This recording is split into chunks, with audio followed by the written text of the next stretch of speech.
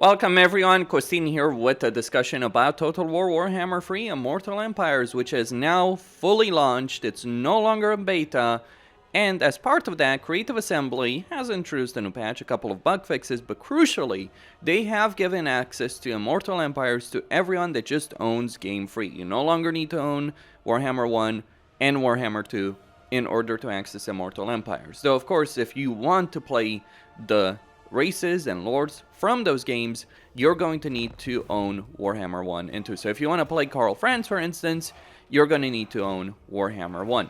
Though an interesting decision they have made is based on their FAQ, you can play a certain race from a Lord pack. So for instance, if you buy Volkmar the Grim, you don't need to own Game 1 to do so. If you buy Volkmar the Grim, you can then get access to his campaign, and thus you can play the Empire. So in this video, I want to talk about the most valuable DLC packs. I'm not going to be talking about race packs, like the Vampire Coast or Tomb Kings. I think that's something for a separate video. But I do want to talk about individual Lord packs that are currently available for the game.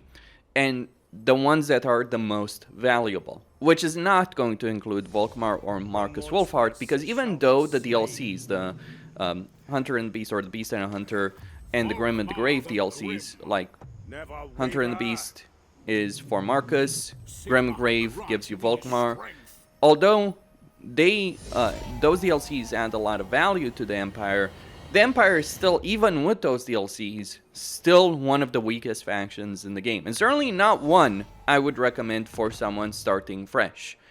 If you want to play the Empire, it is an experience of pain and suffering at the moment. The Empire certainly needs improvements. There are other races that do need improvement. So for this particular video, I'm going to be talking about Lord packs that actually add value for races that are worth playing. At number 5, we have the King and the Warlord DLC for Warhammer 1. Now, based on the patch notes and the FAQ, I am led to believe that if you buy a DLC like this, you will get access to these legendary lords, even if you don't own the game. So, for instance, if you don't own Warhammer 1, but buy this particular DLC, you'll get access to Skarsenik's campaign and Belegar's campaign. But it's not really Skarsenik or Belegar over here that make this DLC worthwhile. I mean, it is probably the cheapest way if you want to get access to both the Greenskins and the Dwarves right now, to at least some of their campaigns. But the campaigns in themselves are not necessarily the ones worth playing. I mean, both Belegar and Skarsenik do have some value. Belegar, especially as a Legendary Lord, he has a lot of value if you confederate him. If you're playing another Legendary Lord, then you confederate him. But actually playing his campaign, not necessarily so much. And Skarsenik, well, he has some nice faction effects, sure, but he personally is pretty worthless. However, if you're going to be playing the Dwarves, this is the only DLC, the only paid DLC for the Dwarves, and it does add some units, some important units, a Lord choice. And I would argue if you're going to play the Dwarves, which are a pretty weak race, even with the DLC, then you are going to want to own this piece of content. Then for the Greenskins, this DLC adds a very important and valuable unit. I mean, it adds more types of units, but only one is really important. It also has a lore choice, the Night Goblin War Boss, but it's not worth using the Night Goblin War Boss because the Goblin Great Shaman is generally going to add more value to your army. The reason is that the Goblin Great Shaman has the Goblin type skill line, the War Boss does not. So 15 armor for Goblin units is a lot.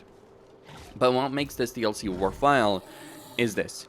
You can recruit Nasty Skulkers. Nasty Skulkers are one of the best early game infantry units in the entire game, flat out. The reason they're so good is because the vast majority of their damage is armor piercing, and they can punch way above their weight when it comes to a lot of units. Like, these guys will tear to shreds Chaos Warriors, Jade Warriors, any heavily armored unit. They'll also stand up pretty well against cavalry because they have an ability that allows them to do so.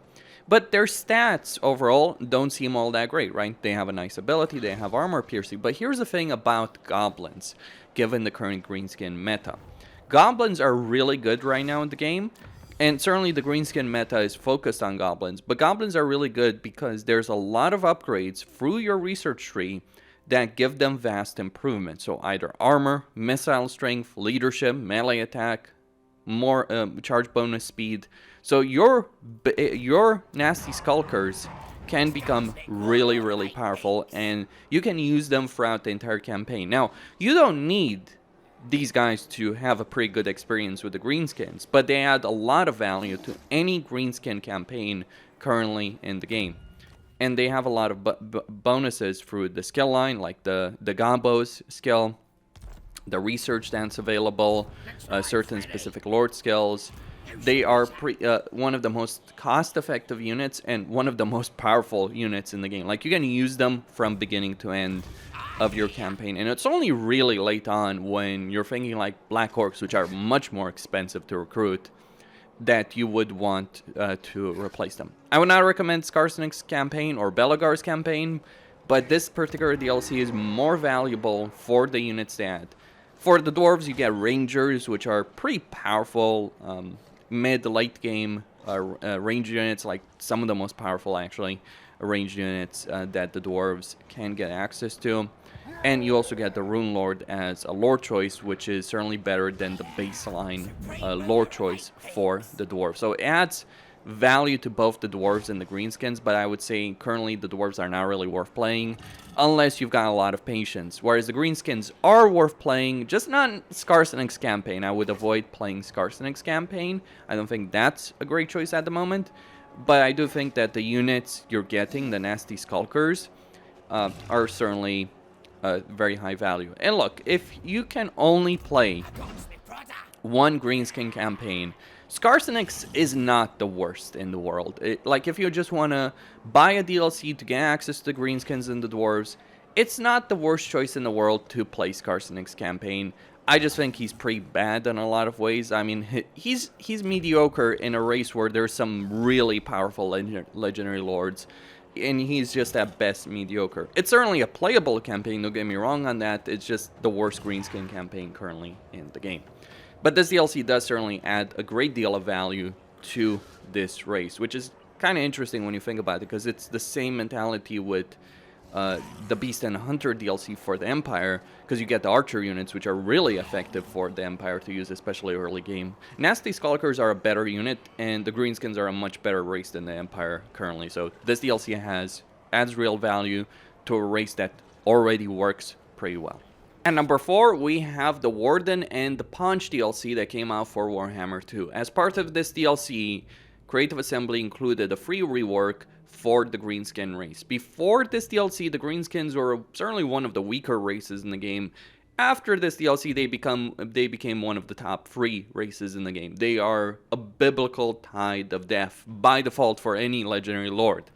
And then there's Grom the Paunch. Now, the DLC does add certain things for the High Elves as well. Let's just talk about that before we go over Grom's many qualities.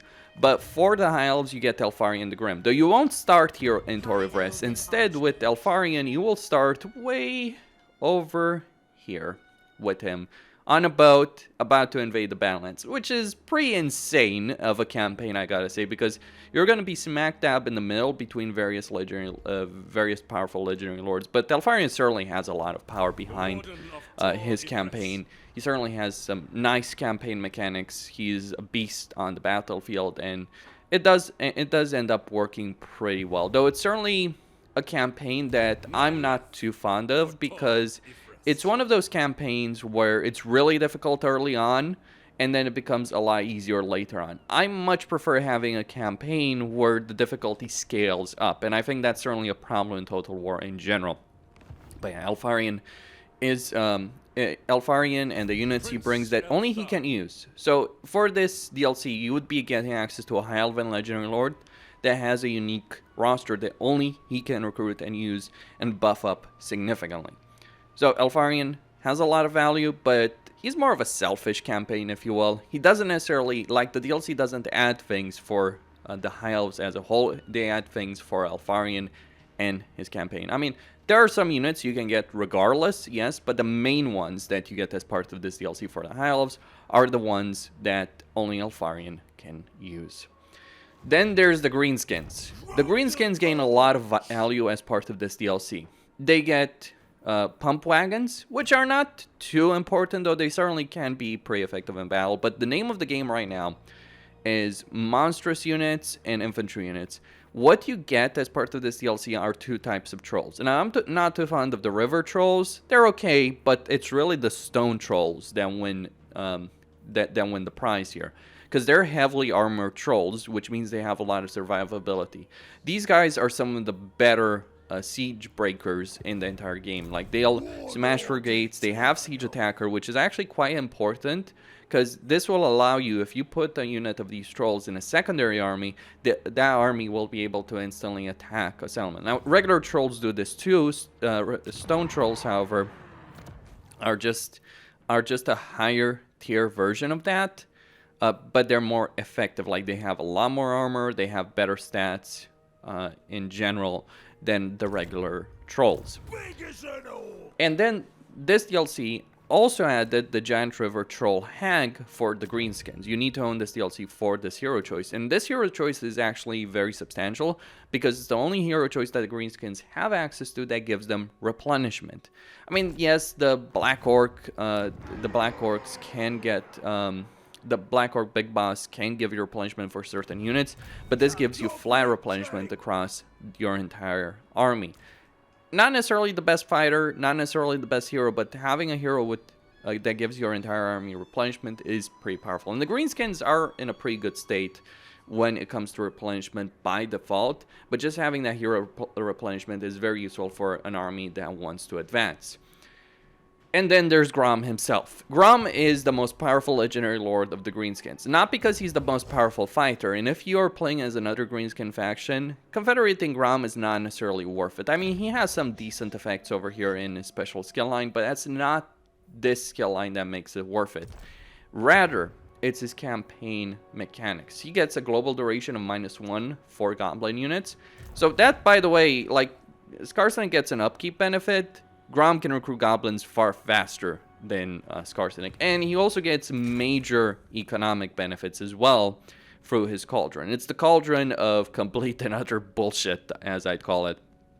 So this cauldron, like if we're looking at the blue line, right, you can get an income benefit from sacking and looting settlements, income from raiding, that gives you scrap, or one cooking recipe that you can get very quickly if you just sack a Bretonnia settlement that gives you a random amount of money. So you can literally print money as long as you have scrap. Then there's significant army benefits. The most significant are found at the bottom with your archer units.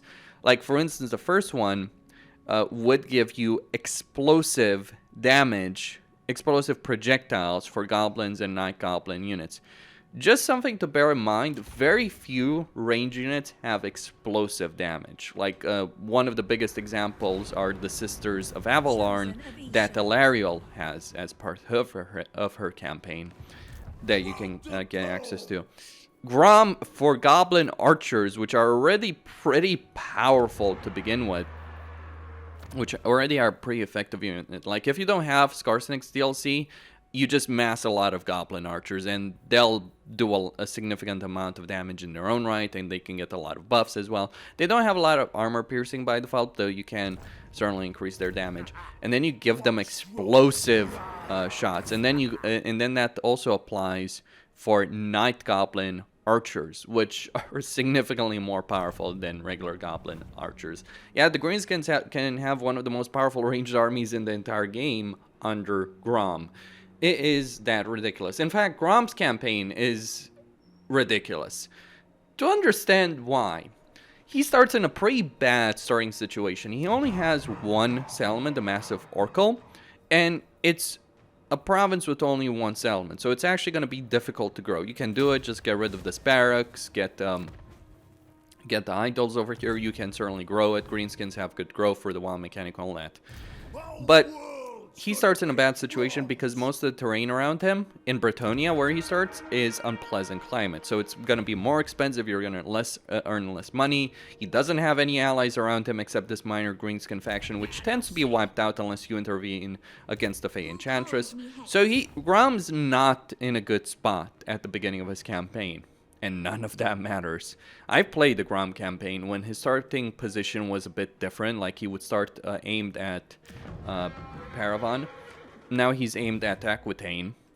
And his campaign is so ridiculous because you can take all of Bretonnia, Karl France, and all of Athelloren. One of the problems with starting next to Athelloren, if they hate you, is if one of them declares war on you, because they're all friends with one another, then all of them will declare war on you. So those are four powerful factions. Now, the Wood Elves, they're not necessarily the most powerful faction in the game, but they have one of the most powerful armies in the game. And so having to fight the entirety of Athelloren is pretty tricky. Most of the time, I'd say just don't do it. Grom doesn't care. Grom can conquer every single neighboring faction surrounding him, and he'll do it with ease. This is the steamroller campaign taken to an extreme. I mean, Warriors of Chaos, every single one of them is pretty much a steamroller. Grom plays more like a regular race. He needs to take territory and all that. He doesn't have the Dark Fortress to rely on or the vassals, but he still wipes the floor with every single one of his neighbors. In fact, it's even more ridiculous than this, in that if you're playing as Grom, you can invade Ulthuan pretty quickly and conquer Ulthuan with relative ease. And just understand, Ulthuan is one of the most heavily defended locations in the entire game, because the lords here, there's 3 legendary lords, Therian, Elfarian, Alariel, that are all pretty powerful and routinely pump out many powerful armies from the very start of their campaigns. And for Grom, Ulthuan is a speed bump. So this campaign is absolutely ridiculous. The power level that you have here in this campaign is one of the highest in the entire game. And you do get, and this DLC does add a lot of value to the greenskins through the units it provides, for the one unit that provides the stone trolls.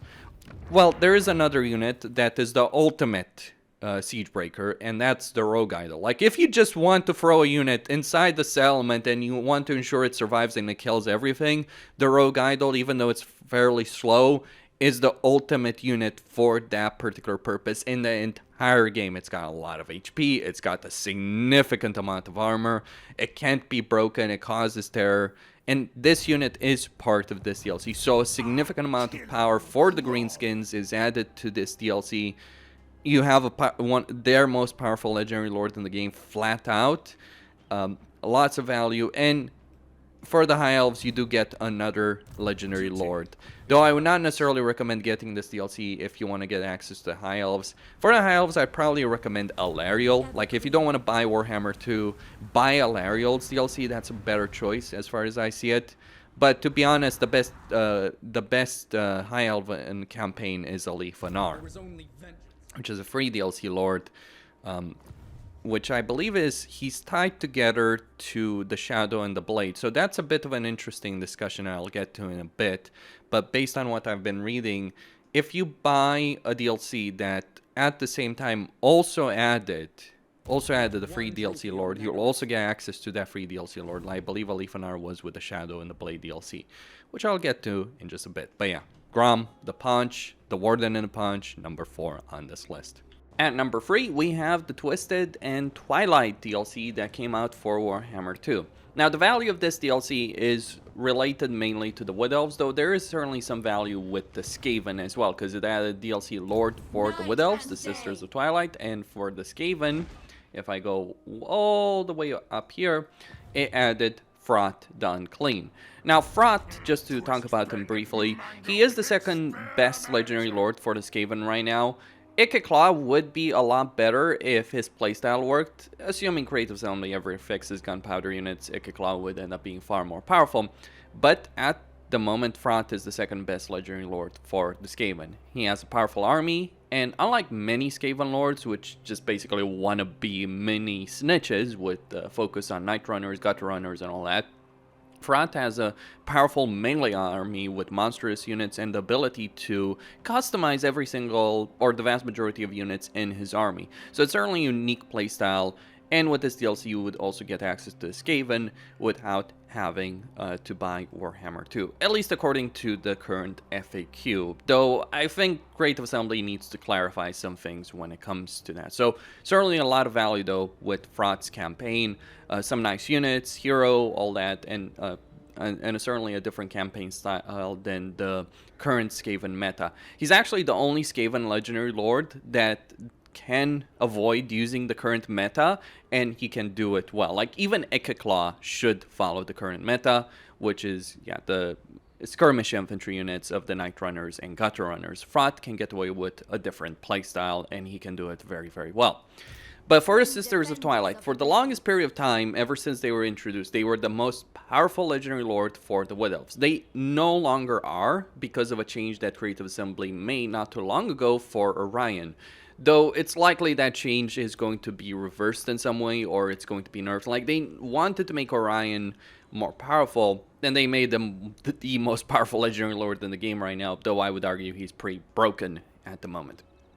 But either way, the Sisters of Twilight in this DLC does add a lot of value to the Wood Elves. Beyond the units, which I would argue are not necessarily too substantial, you do get Spell Singers, you do get some units, but what's the real value is this particular campaign. So if you're playing the Sisters of Twilight, you get a different army build than the current meta for the Wood Elves. The current meta for the Wood Elves is either you go for range-focused army with Glade Guards and then upgraded Glade Guards and then into Way Watchers, or you play with Treemen, Treeken's force, like Treeken and then into Treemen forces, and that's the current meta of the Wood Elves. The Sisters of Twilight can still do that. They can still play with Glade Guard and Treeken and Treemen, but they also have a third additional playstyle for the Wood Elves, and that's with their Hawk Riders, because they get the Valley of Kurnos ability for Hawk Riders. They buff Hawk Riders themselves. They get the 10% ammunition benefit, as well as getting some very, very powerful armor pierces or items in general through the Forge of Dave. So there's a lot of power to be gained over here if you are playing the Sisters of Twilight. A significant amount of power to be gained during the course of your campaign through items, for faction-wide abilities even. If we're looking at Dave's blessings, like you can get 10% missile strength, or you can get missile resistance and armor for elf infantry and cavalry units. So a significant amount of power to be gained with the Sister of Twilight. Orion is just better, but the Sisters are the second best right now for the Wood Elves. And you can get access to the Wood Elves without having to buy the race pack. And it's a lot cheaper to buy this DLC pack. Play the Sisters of Twilight, never bother with the Wood Elven race pack. Yes, you won't be able to play other campaigns, but you will still be able to confederate the other legendary lords for the Wood Elves, because the confederation events are available if you're playing as another Wood Elf. So you can get access to Orion, you can get access to Durfu, you can get access to Draika, though that's probably the hardest one to do. But you can get access to those other legendary lords via confederation events. And what I would say about the Wood Elves in particular is their playstyle is certainly unique within the context of Warhammer 3, in that most factions want to be very aggressive conquerors. The Wood Elves want to be more defensive. You'll still take territory, you'll still be aggressive, you'll still fight a lot of enemies, but you're focused on getting these trees around the world healthy, healing them. So you're playing a more defense-oriented campaign, which is not something that you see in any other campaign in the game at the moment. It's certainly a nice change of pace. So this DLC gives you access to the Wood Elves, gives you some units, gives you two powerful legendary lords, be it Frot or the Sisters, and both Frot and the Sisters introduce different playstyles than the norm for their respective races. So I would highly recommend this particular DLC. Number 2, you have the Silence and the Fury DLC that was added for Warhammer 2. This DLC adds Oxyatl for the Lizardmen, and if I toggle the Flag of War over here, it adds all the way back up north here, it adds Tarox for the Beastmen. Now, Tarox is the best legendary lord for the Beastmen right now, and with this DLC, you'll get access to Beastmen without having to buy the race pack. And I believe the race pack is actually the most expensive race pack currently in the game, and you would be missing out on Tarox. So this DLC is a lot of value for the Beastmen, some powerful units, a powerful legendary lord, the best legendary lord. Though unlike the Sisters of Twilight, with the Beastmen, you will not be able to confederate the other legendary lords, simply because the way you won't be able to do it to a regular confederation. You will need to spend a currency, a specific currency, dread, but you need to own the baseline Beastman race in order to get access to that. Is that necessary for Taryx's campaign though? No. Taryx is one of the most powerful legendary lord for the Beastmen, and certainly a powerhouse in his own campaign. He has a lot of options, he has a lot of flexibility. He was basically Scarbrand before Scarbrand came out, and in some ways he's actually better than Scarbrand, at least in terms of campaign mobility, when it comes down to it. I'd certainly say, like, out of the legendary lords that have a lot of mobility in a campaign, like, Taryx is the best currently at the moment between Valkia, Scarbrand, and Taryx himself. So yeah, Taryx, a lot of value over there, some good units from the Beastman side of things.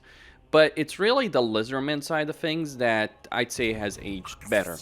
When this DLC originally came out, people didn't necessarily think too much about the Lizardman mechanics. What you got as the Lizardman was Oxyotl. Now, Oxyotl is, in my mind, the best legendary lord, or one of the best legendary lords anyway, for the Lizardman race. There's a bit of a discussion that could be had on that issue.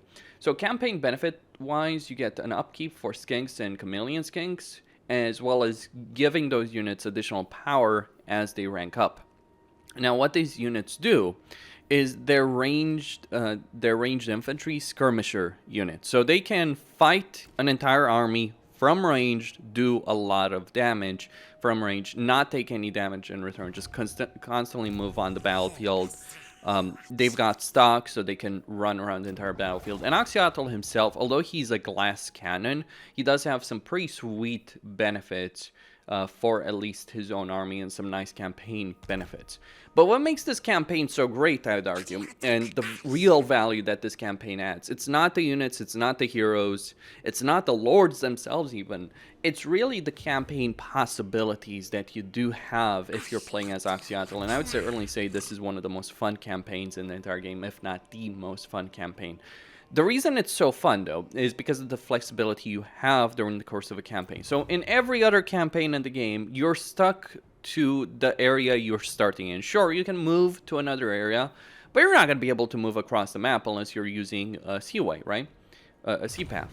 Well, with Oxyotl, you get these various missions, and these missions, the visions of the old ones, will be random missions around the world. The way it works is you get a mission. Like, you'll start with one to eliminate this Khorne faction you start at war with. Pretty simple, pretty easy to deal with, even though that's a bloodthirster over there, but you do have a powerful enough army for it. But you'll get various missions, generally aimed at Chaos, Vampire Council, and that, and you'll be able to teleport to Oxyotl to do the mission.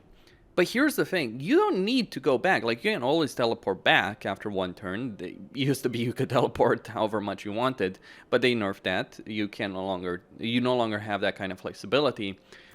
But you can teleport to another area of the campaign and really make for a unique campaign that you don't see anywhere else. So even though you start in the southern portion of the campaign, you can play a campaign all across the world. In a single campaign, you can adventure across the entire world. Like, your campaign objectives, right, just require you to take a bunch of settlements and complete the visions of the old ones, the normal ones, the hard ones. Some of them are pretty difficult, sure, but you have a lot of flexibility in this campaign. Like, hey, do you want to play a campaign in Cathay? You can do so. Do you want to go into the Northern Castaways, or go in Norska, or go in the Empire?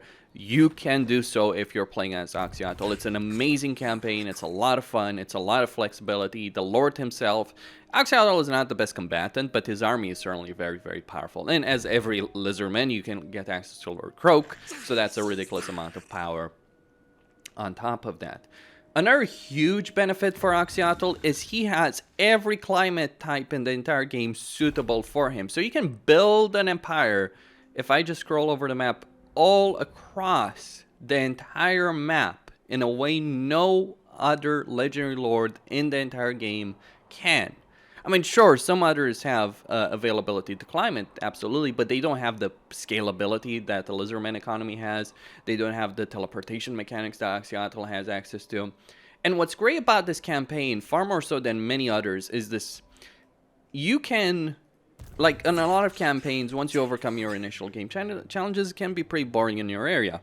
But with Oxyotl, you can go to the troubled spots. You can go into areas of high-intensity fighting where interesting things are happening. That's what makes this campaign great. This is what adds value. Initially, when this DLC came out, The Silence and the Fury, people were more impressed about what the Beastmen got. But granted, it was the DLC that reworked the Beastmen, so it was very substantial. But now, at this moment, I would certainly say that the DLC is worth it more for the Lizardmen and for this specific campaign. It's a really good campaign, it's a really enjoyable campaign, and I'd highly recommend it. Finally, and number 1, we have the Shadow and the Blade DLC that was added for Warhammer 2.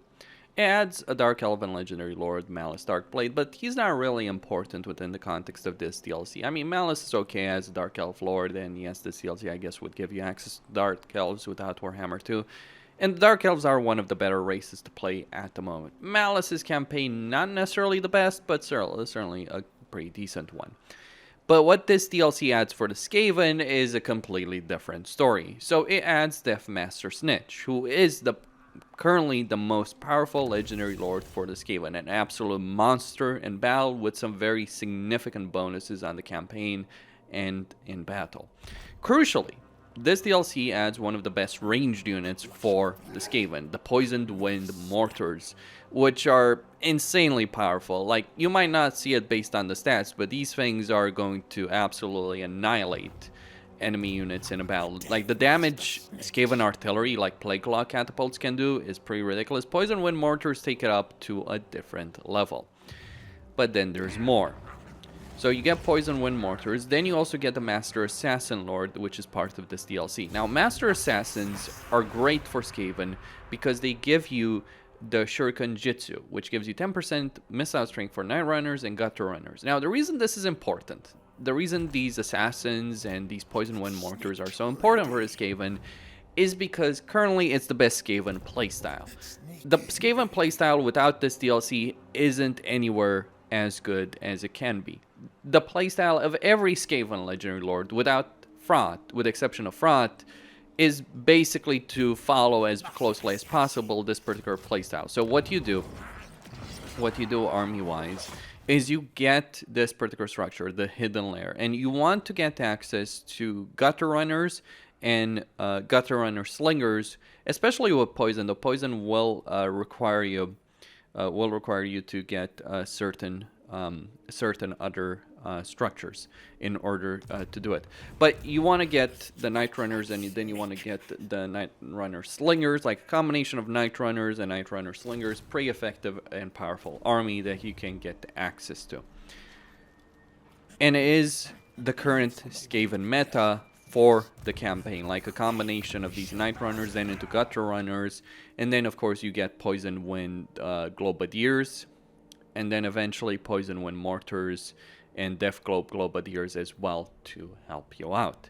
It is by far and away the current best playstyle for a Skaven, and this DLC just adds quite a lot for the Skaven playstyle. It used to be that Icat's Claws DLC added a lot to the Skaven, but I think given the way gunpowder units work currently in the game, given the issues with Rattling Gunners and Giselles, that this DLC is far ahead. Icat Claw also has a much worse campaign, I'd argue, than Snitch. Snitch is in one of the best campaign areas of the game in Cafe, so having him as a playable Lord, it certainly gives you the best Skaven experience that can currently be found in the game at the moment, given everything that's going on. Cafe can be a bit difficult though in some parts, but you are Skaven. Skaven are absolutely ridiculous when it comes to their campaigns. Like, they can get access to a significant amount of territory, with the major exceptions being, of course, the Temperate Island, so basically Ulthuan, Ocean, and Magical Forest.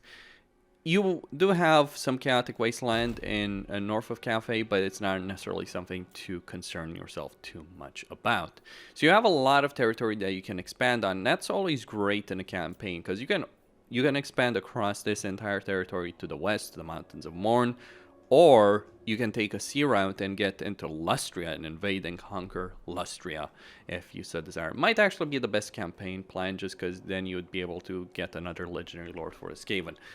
So, lots of options in this campaign, a lot of benefits to the Skaven as a whole. Pretty good campaign, pretty good Legendary Lord, really good in battles. Like fighting Snitch in a battle, like, you should know the value of a Legendary Lord by how much of a threat he is if you're having to fight against him. Snitch, for every other Legendary Lord, the Cathans in particular, is the biggest threat. Like for Miao Yings, Yao Ming, and even for Nakai the Wanderer, he is the biggest threat that they'll have to face.